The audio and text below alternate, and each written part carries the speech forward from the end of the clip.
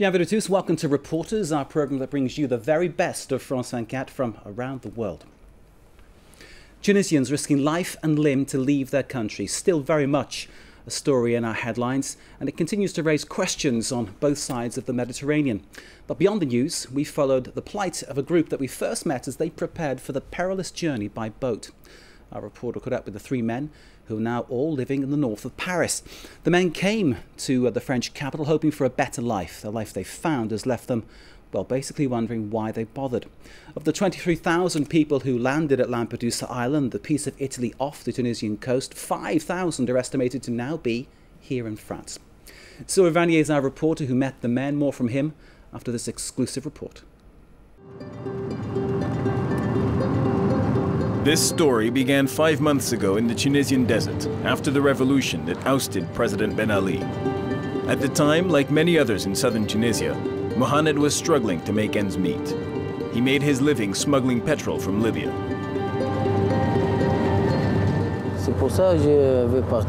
That's why I want to leave, go to Italy or Europe. I've been doing this for a long time, but this is a harsh life. Faced with 40% unemployment in the region, Alaeddine decided to set off for Europe, and his father, living in France, simply couldn't talk him out of it. I'm coming over, Dad. I'll find a job within 2 months. Do you know what it's like to be an illegal immigrant? You won't get a job. You'll have to work on the black market. Thousands of Tunisians chose to cross the Mediterranean Sea and enter Italy illegally. Uncle Mokhtar led the way.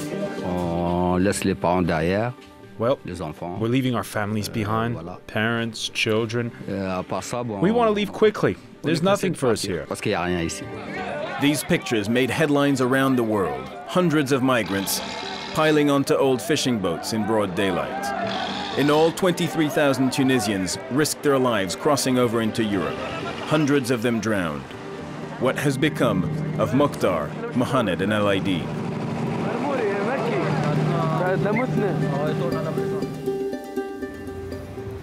We caught up with them right here on the outskirts of Paris. All three survived. All three came to the suburb of Aubervilliers, where they have family. All three are here illegally. And here's Mokhtar, all smiles because he feels at home here. This is my neighborhood. This is where I first landed in 1982. I know everything here. I've lived all over. He first set foot in France 30 years ago and has spent most of his adult life walking these streets. I'll show you my first home, number 27 L'Écuyer Street. There's nothing left there now.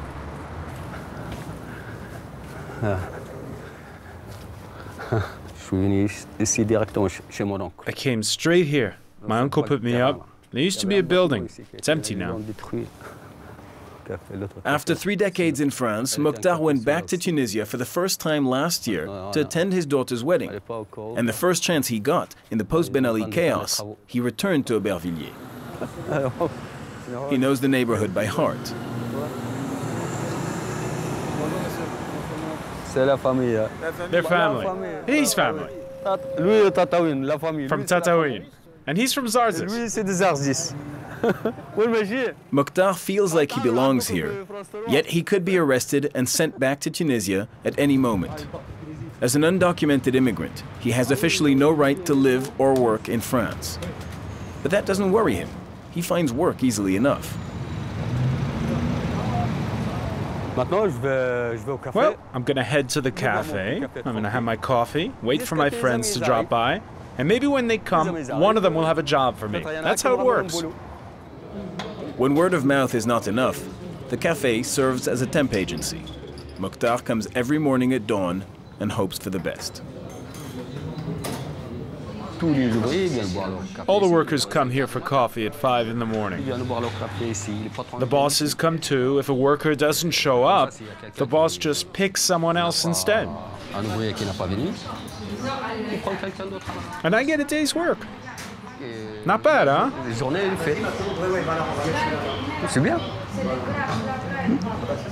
Mokhtar has always worked in construction. Masonry, tiling, painting.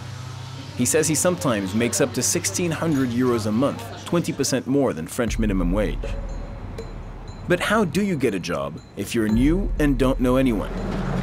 For years, finding work on the black market was easy. Illegal immigrants would simply show up at the construction supplies store 5 minutes away from Mukhtar's cafe. We went to film at 6 a.m. with a hidden camera. This is the warehouse, where construction companies buy their equipment. Mukhtar used to come here often and knows how the system works. A builder will come here. He'll buy equipment. If he needs a worker, he'll just step outside, look at one of the guys waiting in front, and put him to work. And if the guy's good on the job, he'll keep him. If he's qualified enough, that's the way it works. Every day.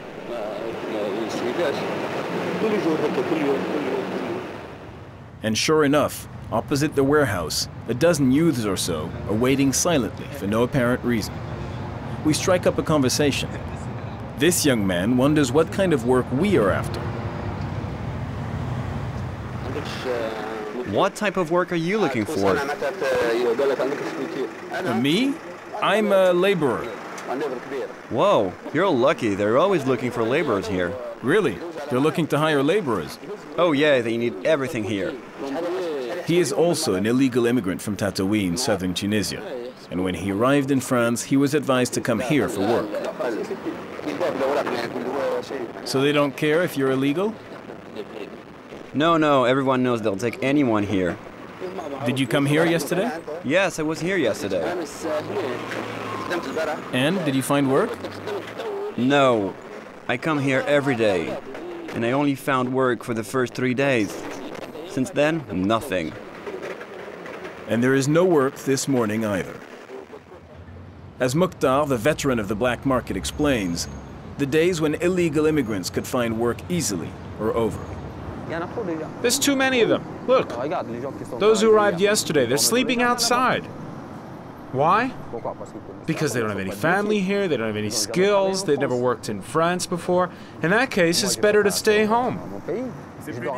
Is it harder for the new guys? Oh yeah, it's hell. Mukhtar's nephew Mohamed is gradually coming to the same conclusion. He's the small-time smuggler from Tataouine who was fed up with life in Tunisia. He has no job and little prospects of finding one. He hardly speaks French and has no particular skills to offer. This morning, as often, he plans to meet up in the park with his friends, all of them illegal immigrants like himself.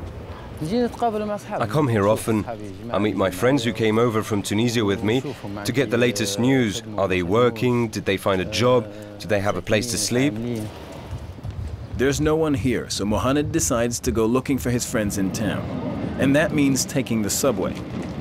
A part of everyday life for most Parisians, but for an illegal immigrant, it's an extra risk. At any moment, there could be a ticket inspection. Are you afraid of the police? Yeah, of course I'm afraid of the cops. It's normal. If I buy my ticket, I should be okay. Well, at least I'm not breaking the law. I'm not allowed to be here. So if I don't even buy a ticket, I'm just increasing the risk of being caught.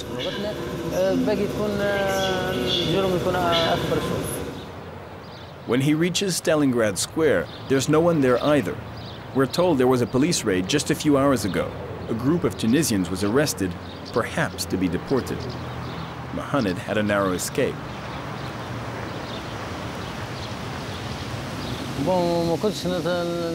This is really not the life I was expecting when I came to France. I was convinced I'd find a job. Since I can't find one, well, I just try to keep myself busy. I walk around, look at the sights.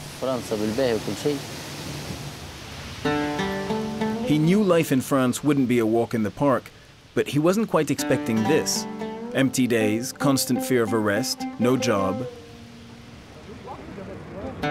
He makes his way back to Aubervilliers and spends yet another day killing time, waiting for his luck to turn.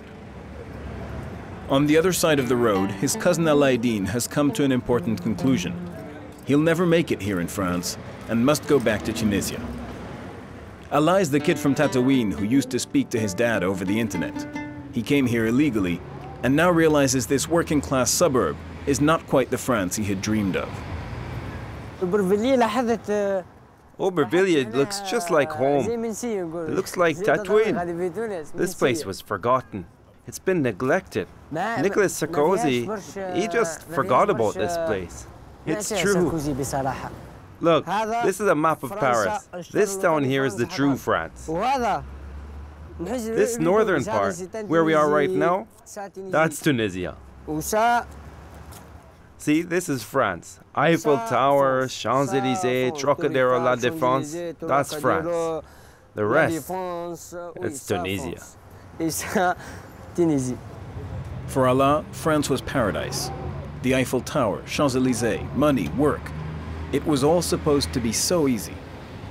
His dad Ali did try to warn him, but he wouldn't listen. Now, 2 generations of Tunisians sit side by side. Ali, the father, has spent his entire adult life working legally on French construction sites to feed his family back home. He has seen countless illegal immigrants try their luck here. It's not easy to get authorization here. You think France is going to welcome with open arms the 24,000 illegal immigrants who left Tunisia and give them all the right to stay and work? You think France is going to find them all a job? It's not easy. Even people who are here legally can't find a job. They're on social benefits. And others expect to come and find work here? At least my son's doing the right thing. He doesn't like it, so he's going back.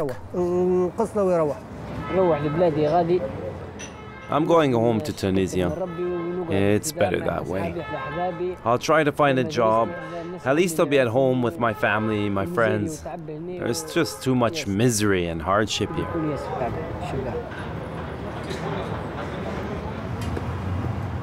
Allah hopes to leave soon. In the meantime, he tries to look on the bright side of life in France and visits the sites like a proper tourist. His favorite, the Champs-Élysées. He's even impressed by a French military parade. He'll show the pictures to his friends back home.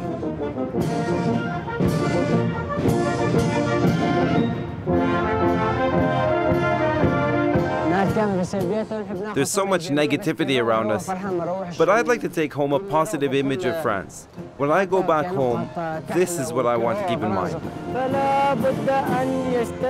When the band plays the French national anthem, Allah sings to his own tune.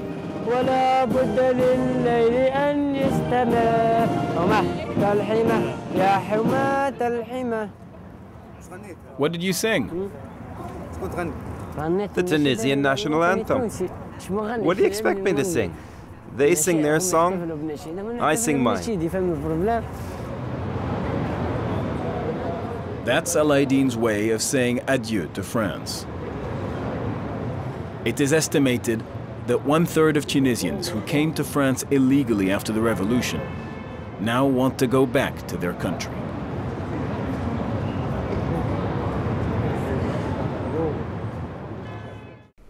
Well, Cyril Vanier is with us now in the studio. Cyril, a number of the Tunisian people who came to France have accepted the offer from the French government of help to go back. That's right. The French government actually wants these people to go back to their country, go back to Tunisia, and in order to give them a reason to do so, the French government offers to pay their plane ticket and give them an extra 300 euros when they go back. This is something that they get at the French airport when they take the plane. Now, some 300 out of the 5,000 illegal Tunisian immigrants are said to have taken up this offer by the French government. But I'm actually told by associations that work with the Tunisian immigrants that up to 1/3 of them want to go back, but they would actually like better conditions, read more money to go back to their country, because it's cost them at least 1,000 euros money that they paid to the smuggler to come here, and they need to pay that money back. It's an interesting paradox and perplexing situation for them, as you point out there. They're illegally here, but they want more money to go back. It's kind of a strange situation. The flow of Tunisians coming out, though, that's now finished. That's all but finished. You have to look at it as a window of opportunity. These people saw that they had a window of opportunity that began after the fall of the former president Ben Ali. Why? Because the police, and in particular the coast guards, were in disarray and they stopped patrolling the coastline. So all these people who had been wanting to go for years years suddenly got their chance to do it. But now the Coast Guards are back doing their work, and it's become much more difficult to cross from Tunisia to Italy.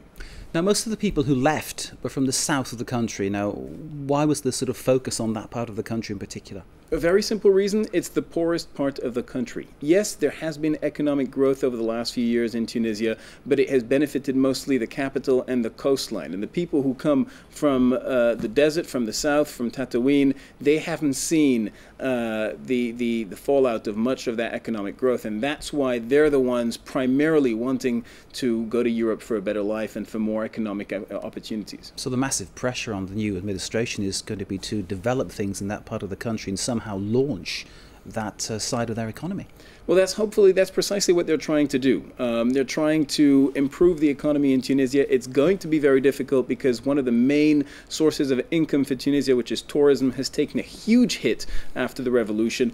But hopefully the government wants to make life a little bit better, especially in the south, for those people who haven't really felt the money coming in over the last few years. Sue Vanier, thank you very much indeed. And thank you too for watching this Reporters programme. You can see it again, of course, via our website, France24.com. That's Reporters. This is France 24. Stay with us.